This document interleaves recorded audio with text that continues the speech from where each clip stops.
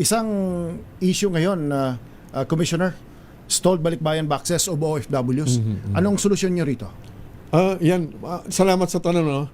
Alam nyo, lagi nasisisi dyan ng Bureau of Customs. Nung pumasok ako, nalaman ko noong Oktubre, ang daming reklamo lalo sa ARTA ng ating mga OFWs laban sa BOC. Okay.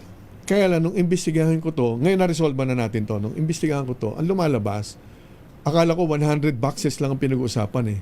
Ang lumabas sa pag-uulat, meron tayong mahigit 42,000 balikbayan boxes na ipinadala ng mga OFW sa abroad. Nagtiwala sila sa mga iba't ibang kumpanya, nagbayad sila ng mga $100, mga 5,000 piso po yan. Ano?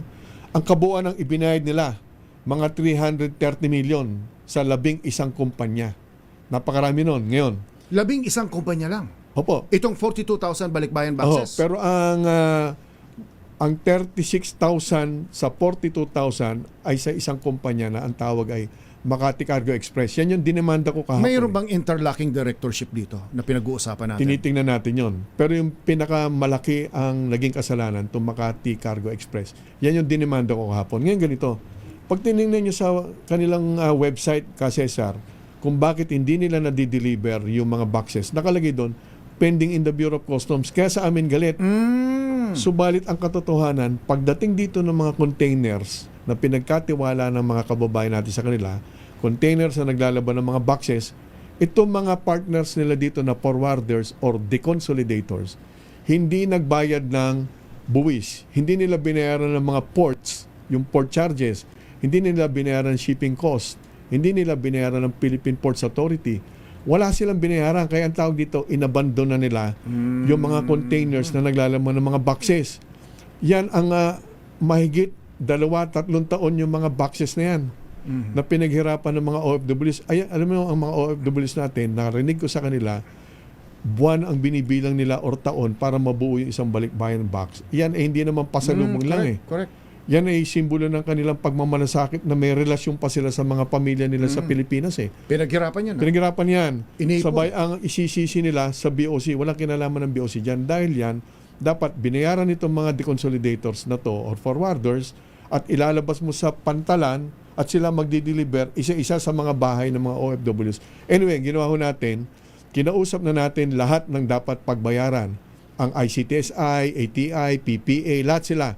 Kinausap namin na kung pwede, wag na nilang singilin itong mga boxes na to. Pumayag sila. At yung kailangan naman namin pondo para ma-deliver sa mga bahay, 30 million yan.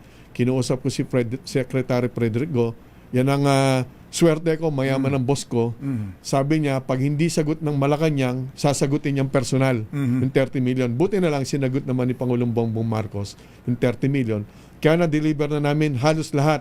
Ang natitira na lamang sa 42,000 boxes na inabandonado ng mga kumpanya na yan, ang natitira na lang na for delivery, mahigit 3,000 na lang. Mabilis. Pero December Pero without prejudice, yung filing ng cases sa mga sasampahan pa namin yan kasama ng NBI, kasama ko ang NBI, sasampahan pa namin ng large-scale estafa yung mga kumpanya na yan. Kaya lang sana yung mga nakikinig natin mga kababayan, yung kamag-anak ng OFW, kung pwede lang, wag na sila magtiwala doon sa mga fly-by-night na mga kumpanya. Alam ko naman nagtitipid sila, no?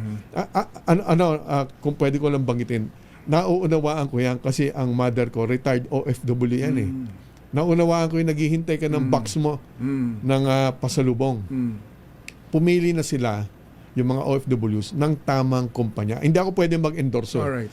Meron mga pangalan naman na globally respected. So tingnan din nila yung website namin ng BOC. Meron kaming listahan ng blacklist. Ng mga naka-blacklist, yung mga dinemanda namin. Alright. Huwag nilang puntahan yan.